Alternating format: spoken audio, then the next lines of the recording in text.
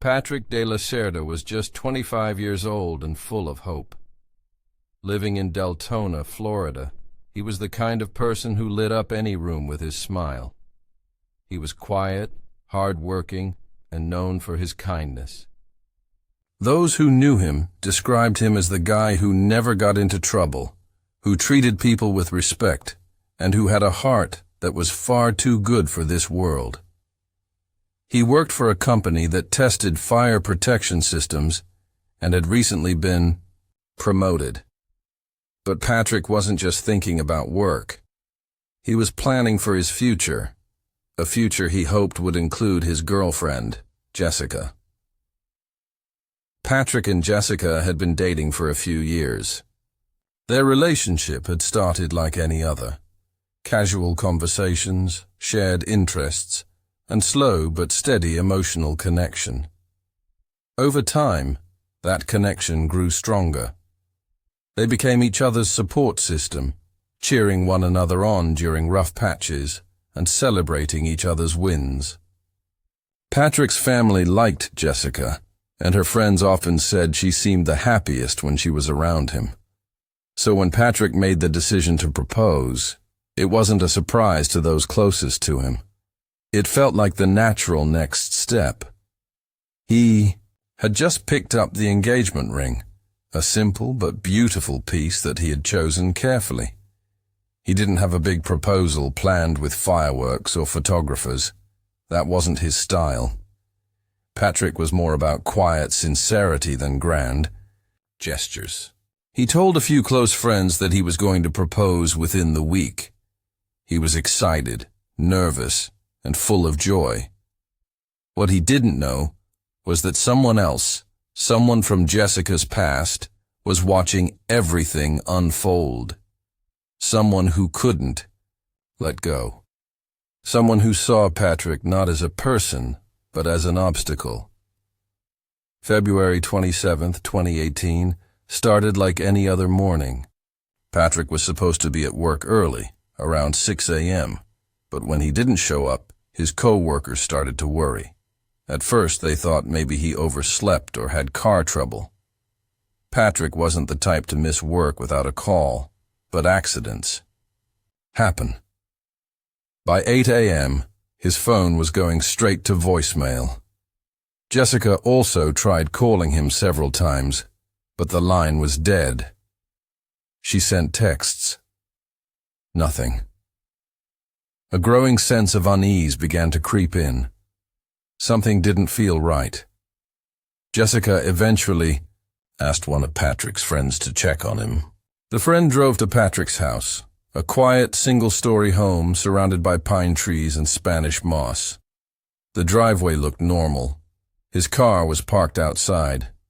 There were no signs of forced entry, but when the friend knocked on the door, there was no answer. He called out Patrick's name. Silence. He walked around the house, looking for any signs of movement inside. Nothing. Then he tried the front door.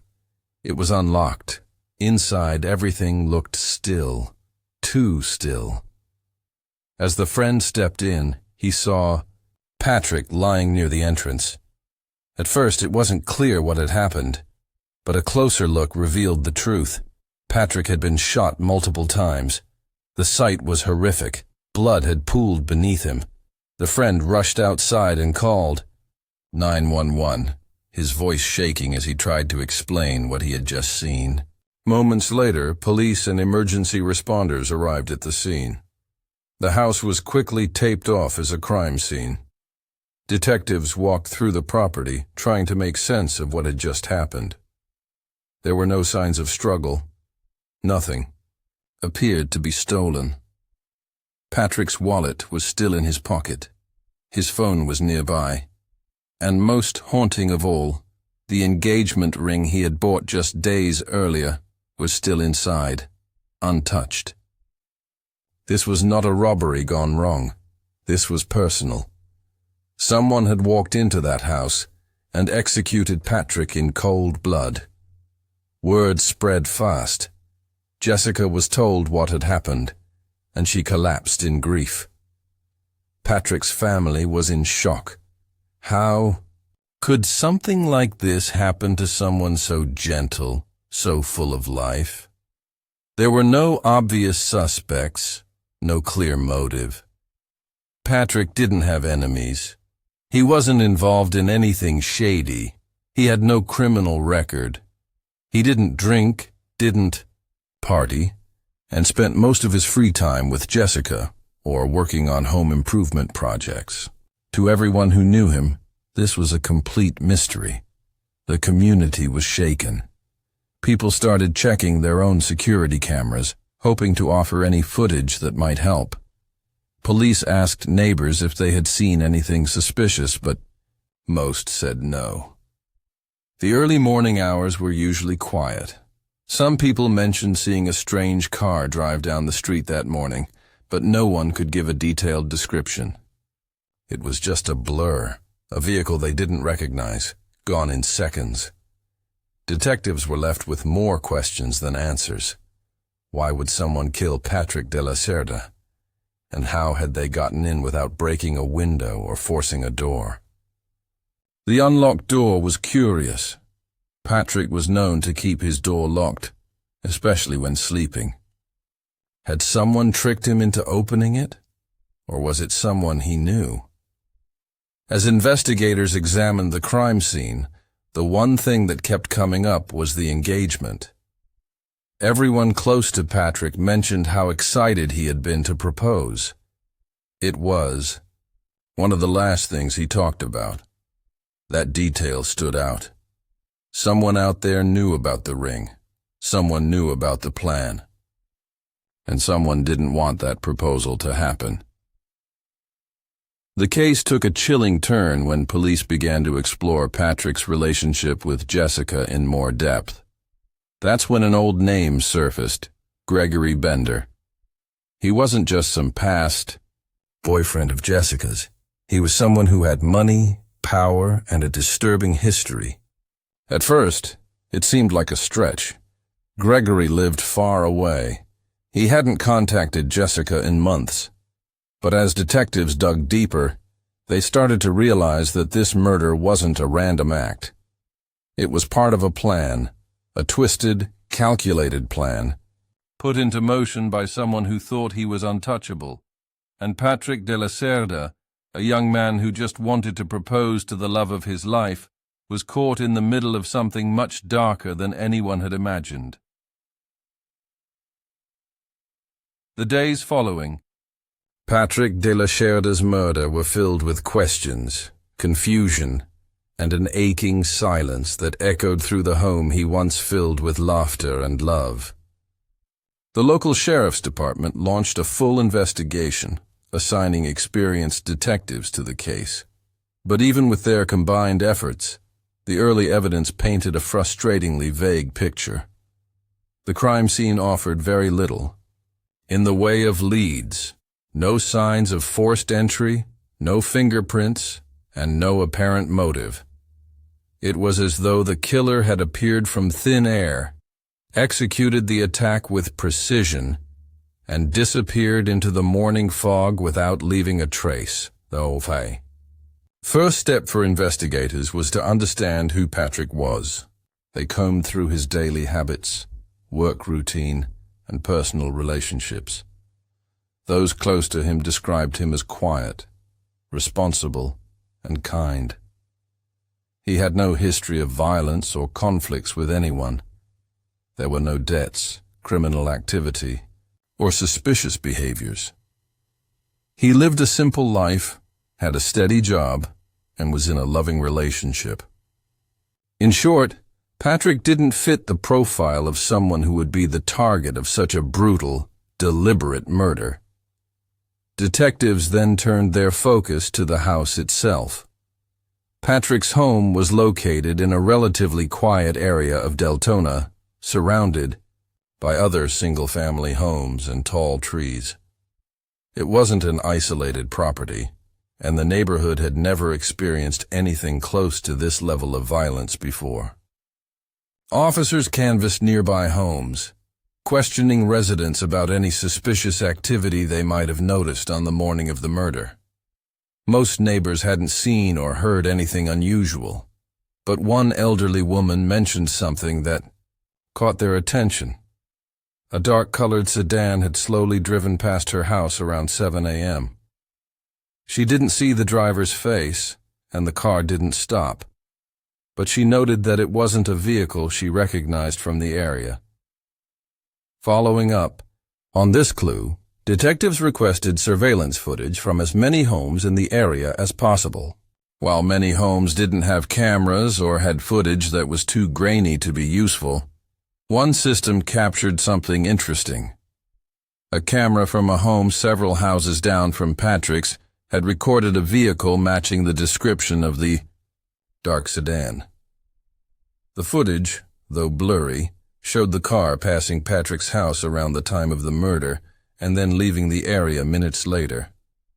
Unfortunately, the video didn't clearly capture the license plate or the driver's face, but it did confirm one crucial detail.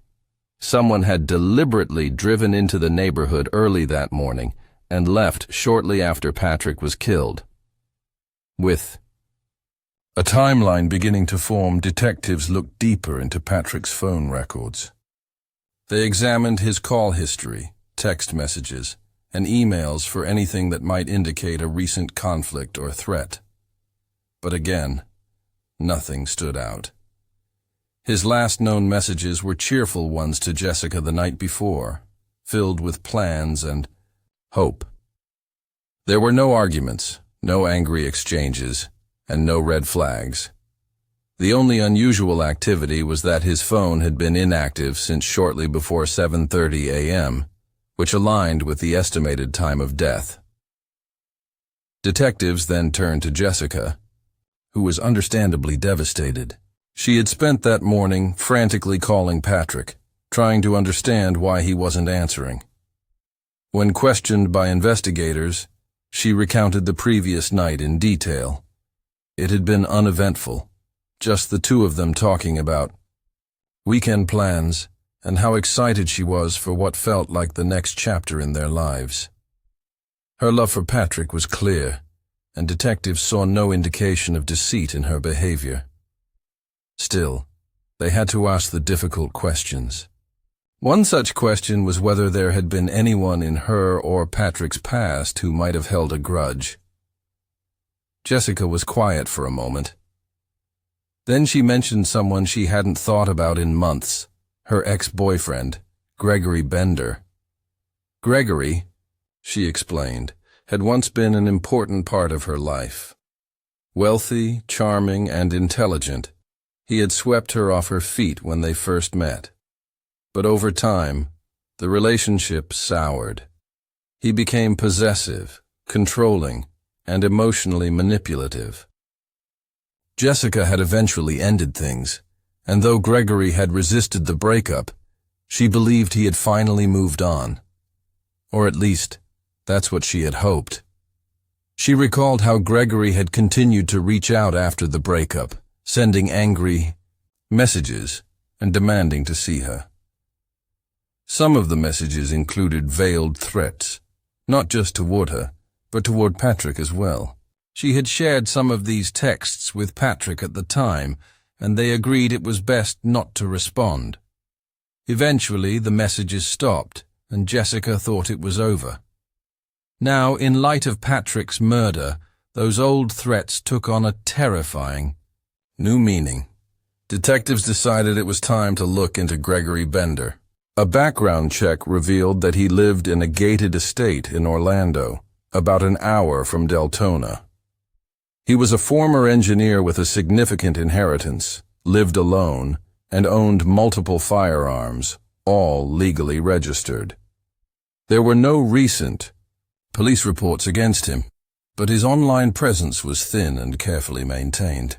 He wasn't active on social media, and his digital footprint showed signs of someone who valued privacy, or someone who didn't want to be found. The next step was to establish Gregory's whereabouts on the morning of the murder. Detectives visited his home under the pretense of a welfare check and found him calm, cooperative, and even a bit smug. He claimed he had been home all morning and hadn't left the property. When asked about Jessica and Patrick, he was dismissive, saying the relationship was long over and that he had moved on. However, something about his demeanor didn't sit right with investigators. He didn't ask what had happened to Patrick. He didn't express shock or sympathy. He simply maintained that he hadn't been involved. Without physical evidence tying Gregory to the crime scene, the detectives couldn't press further. His home, surrounded by tall hedges and protected by cameras, gave little away. Still, they were determined to keep digging. Something about Gregory's behavior, his calmness, his cold detachment, suggested he knew more than he was saying. As days passed and the case stalled, Jessica remembered something important. Months ago, during the height of Gregory's obsessive behavior, he had shown her a strange journal. He kept it in a safe, she said, and it was filled with thoughts, some dark and disturbing.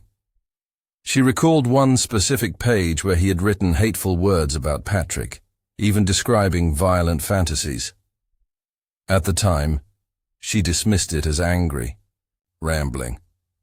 Now, she wasn't so sure. This revelation changed everything. Investigators applied for a warrant to search Gregory's home, specifically the safe Jessica had mentioned. With a court order in hand, they returned to the estate. What they found inside that safe was shocking. A collection of handwritten notes, printed maps, and schedules that pointed to something far more sinister than anyone had imagined. The pieces of the puzzle were beginning to fit together, and the picture that was forming was darker than anyone could have guessed. The murder of Patrick de la Cerda had not been a random act of violence. It had been planned, carefully, and with chilling intent. And now, finally, investigators had a name, a motive, and the beginning of a trail that would lead them to the truth. The contents of the safe opened a terrifying new chapter in the investigation. Inside were pages of Gregory Bender's thoughts, notes and obsessions, each more disturbing than the last. Detectives found what appeared to be a detailed blueprint of Patrick de la Cerda's life. There were surveillance-style notes about where Patrick worked, when he left the house each morning, and even when he walked his dog. The dates were written in neat handwriting, and some entries included chilling language, phrases like eliminate and end threat scrawled next to Patrick's name. It wasn't just an angry ex-boyfriend's rant, it was a step-by-step plan for murder. The safe also contained printed-out emails, old photographs of Jessica, and even a copy of the restraining order she had filed months earlier. Gregory had kept everything, like a twisted scrapbook of obsession and control. Even more disturbing was the presence of a folder labeled Mission.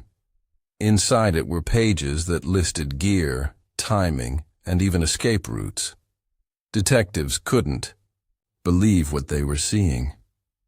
Gregory had essentially written a manual for killing Patrick and believed he had done so without leaving any trace behind. But there was one piece of paper that stood out among the rest. It was a list of to-do items. Most were typical of someone planning a crime: clean weapon, no cell phone, burn clothes, and avoid cameras. But one note caught their attention. It read, "Remove hidden device before trash day." That sentence changed everything. Investigators immediately wondered, had Gregory used some kind of recording device during the murder? Or was it something else? The search of the house became more intense. Forensics teams combed through Gregory's rooms, garage, and even his car. Hours passed with no new discoveries, until one officer noticed something odd in the garage ceiling. A thin piece of wire was barely visible against the white paint. When pulled, it revealed a small camouflaged camera hidden in a vent above Gregory's workbench. The device was battery-powered and had a memory card installed. No one knew what it might contain, but everyone hoped it was the break they needed. The camera was rushed to the forensic lab, where technicians carefully extracted the footage. What they found was both horrifying and irrefutable. On the morning of February 27th, the camera had recorded Gregory preparing for something. He was seen dressing in dark clothing, loading a handgun, and placing items, rubber gloves, a hoodie, and a burner phone, into a duffel bag. He moved with calm precision, not like someone acting in fear or anger, but someone executing a plan rehearsed many times in his head. The footage continued for nearly an hour, showing Gregory pacing, checking his watch, and finally leaving the garage. The camera didn't capture the murder itself, but the timing matched the police timeline exactly. Investigators now had visual proof of premeditation and preparation. This was the kind of evidence that could bring the case to trial and possibly secure a conviction.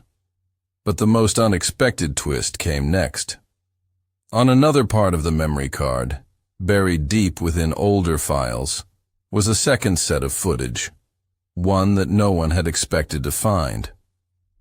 Months before the murder, Gregory had apparently recorded himself speaking directly into the camera.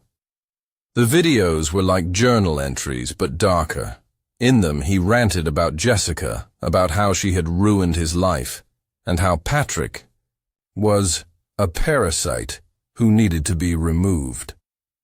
One video, dated weeks before the murder, included Gregory saying that no one would ever catch him. He described how he planned to leave no evidence, how he'd use untraceable weapons, and how he'd slip back into his life unnoticed. He even laughed, claiming that the police were too incompetent to stop him. These confessions were devastating. They weren't just statements, they were admissions of guilt. And now, detectives had them all on file. The case that once seemed impossible to solve was unraveling in front of them, thanks to Gregory's own arrogance and obsession with control.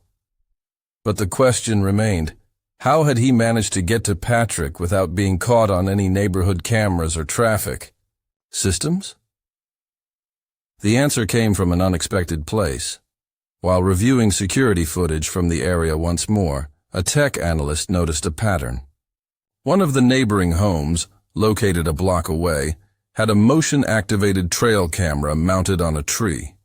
It was meant to capture wildlife, but that morning, it had captured something else. At exactly 7:15 a.m., a dark figure was seen moving through the woods behind Patrick's house. The image was blurry, but the shape and clothing matched what Gregory had been wearing in his garage earlier that morning. The camera also captured a flash of something metallic, possibly the weapon. Detectives now theorized that Gregory had parked several streets away, entered the wooded area on foot, and approached Patrick's house from the rear, avoiding the street cameras. He had likely waited for Patrick to open the door, possibly by ringing the bell or knocking, and then shot him before slipping back into the woods and returning to his car. It was a cold, calculated ambush. With this new evidence in hand, police arrested Gregory Bender. He was taken into custody without incident, though he refused to answer any questions.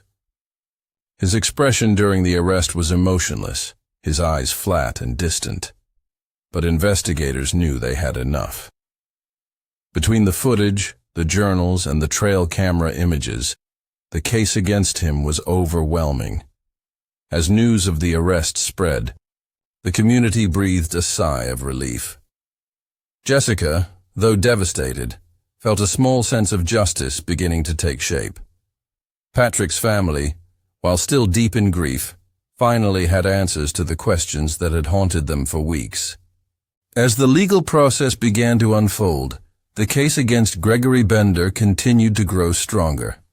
Prosecutors now had everything they needed, evidence that not only connected him to the murder of Patrick de la Cerda, but painted a crystal clear, picture of premeditation, obsession, and a calculated execution.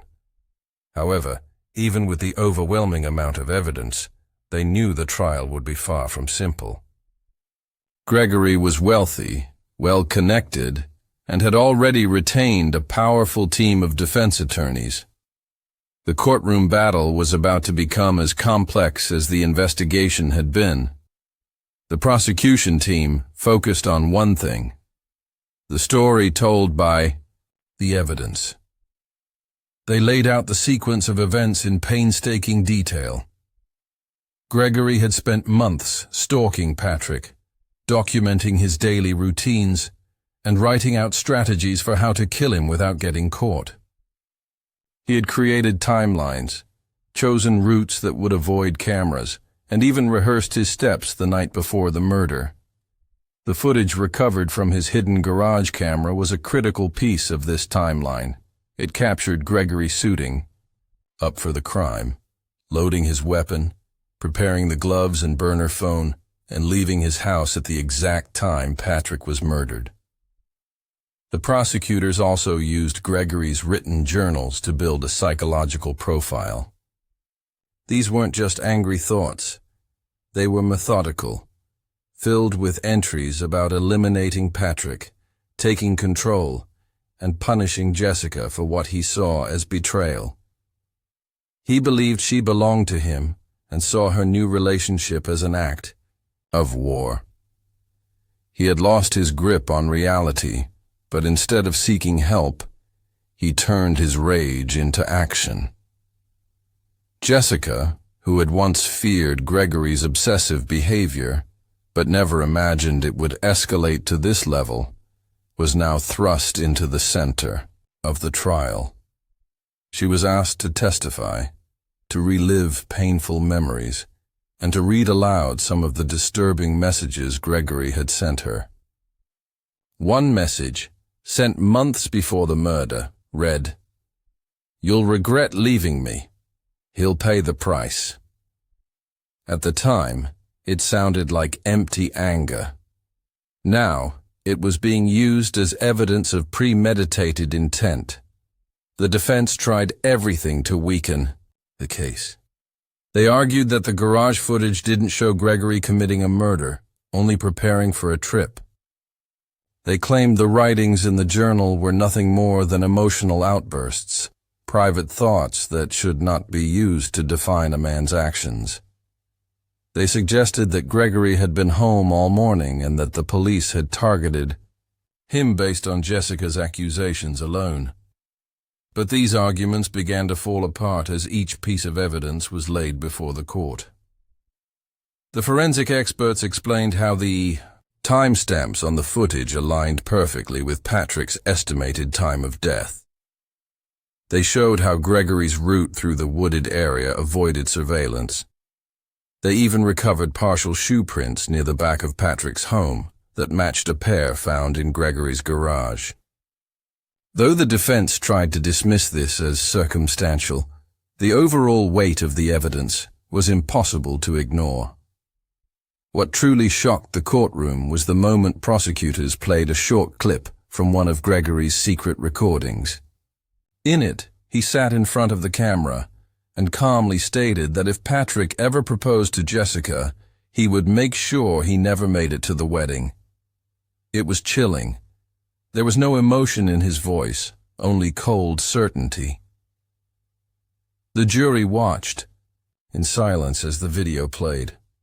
No one moved. Everyone knew this was no longer just a case of jealousy. It was obsession turned deadly. In a final attempt to defend their client, Gregory's lawyers introduced a psychiatrist to claim that he had been mentally unwell during the time of the murder. They argued that Gregory's mind had been distorted by heartbreak, paranoia, and emotional instability. But the prosecution responded with their own expert, who explained that although Gregory had traits of narcissism and control issues, he was fully aware of his actions. He had planned, prepared, and executed a murder in a methodical and calculated way. That, the expert said, was not the behavior of someone who had lost touch with reality, but someone who knew exactly what he was doing. Outside the courtroom, the story had become national news. The idea that a man could orchestrate such a meticulous crime, believing he would never be caught, shocked the public. People couldn't understand how someone could go to such lengths over a broken relationship. Jessica's interviews were emotional, but clear. She wanted justice for Patrick, and she wanted others to know the danger of ignoring red flags. She urged those who felt threatened or controlled in a relationship to speak up, to get help, and to never underestimate the potential for violence. As the trial came to a close, the jury began their deliberation. They had listened to weeks of testimony, viewed hours of footage, and read pages of Gregory's own words. The prosecution's case had been built not on one piece of evidence, but on the totality of it, each part pointing to the same conclusion. Gregory Bender had stalked, planned and murdered Patrick de la Cerda in a fit of jealous rage. And he had thought he was too smart to ever be caught. The deliberation took less than 2 hours. When the jury returned, the courtroom fell silent. The judge asked for the verdict, and the foreman stood up. He read the words clearly. Guilty on all charges, first-degree murder, premeditation, and use of a firearm in the commission of a felony. Gregory did not react. He sat still, his hands folded, eyes forward. No anger, no tears, just silence. The judge set a date for sentencing, and Gregory was escorted out of the courtroom in handcuffs. For Jessica and Patrick's family, it was a moment of mixed emotions, relief that justice had been served, sorrow that it had come only after such a terrible loss. The courtroom emptied slowly, leaving behind only the memory of a man whose life had been taken far too soon. But even with the conviction, one question continued to haunt everyone involved in the case. What if that hidden footage had never been found? What if Gregory's arrogance hadn't led him to record his twisted thoughts? Would justice have ever been served? It was a reminder that in a world increasingly surrounded by cameras and data, sometimes the truth doesn't hide. It waits to be discovered. Gregory Bender believed he had committed the perfect crime, but in the end, it was his own need to control the narrative that betrayed him. The killer thought he had gotten away. He had no idea the evidence he left behind would one day speak louder than any lie he could tell. Gregory Bender sat silently, in his prison cell, awaiting sentencing. The trial was over, the verdict final. Yet even with the conviction, the impact of his actions continued to ripple outward. For the family of Patrick de la Cerda, closure was elusive. Justice had been served in a courtroom, but the hole left behind by Patrick's murder would never fully heal. He was gone, taken in the most violent and senseless way imaginable, and no sentence could bring him back. In the weeks leading up to the sentencing, the prosecution prepared one final presentation. This wasn't just about the number of years Gregory would face in prison. It was about making sure the court, the public, and the judge fully understood the depth of what had been taken and the danger of what Gregory had become. The materials included photographs of Patrick's life, his graduation, family trips, and his quiet moments with Jessica. He had been a young man full of life and plans, a man who had hoped to build a future. His crime? Falling in love with the wrong person's ex-girlfriend. Jessica submitted a victim impact statement. She couldn't bring herself to read it aloud in court, so the prosecutor did it for her. It was a raw, heartbreaking account of fear, loss, and guilt. She described how she blamed herself every day, how she had never imagined Gregory would take things so far, how she had believed that the restraining order would protect them both. But it hadn't. And now, Patrick was dead, and she lived with the weight of that reality every single day. Patrick's parents also spoke. Their grief was almost unbearable to watch. His mother described waking up each morning, hoping it had all been a nightmare. His father, a quiet man, spoke just 2 words. He mattered. That sentence echoed through the courtroom like a thunderclap. Patrick had mattered to his family, his friends, and to Jessica. He had been loved deeply, and now that love lived only in memories. The defense, perhaps realizing the battle was lost, did not offer much in return. They requested leniency, pointing to Gregory's lack of prior convictions and his mental health struggles. They argued that he had spiraled into delusion and acted out of emotional desperation. But these words rang hollow after everything the court had seen and heard. There had been nothing impulsive about Gregory's actions. Every detail of the murder had been mapped out like a mission, every step taken with cold calculation. When sentencing day arrived, the courtroom was full. Reporters lined the back wall. The judge, a stern figure who had remained composed throughout the trial, took a long pause before delivering the sentence. He spoke directly to Gregory. He acknowledged the pain felt by both families and the irreversible damage done. He spoke of justice, responsibility, and the rule of law. Then, in a calm but firm voice, he delivered the sentence, life in prison, without the possibility of parole. There was no reaction from Gregory, no outburst, no apology. He simply stood, nodded slightly, and was led out of the courtroom in shackles. For many, that silence spoke volumes. It was the silence of a man who had built a world of control and manipulation and had finally lost it all.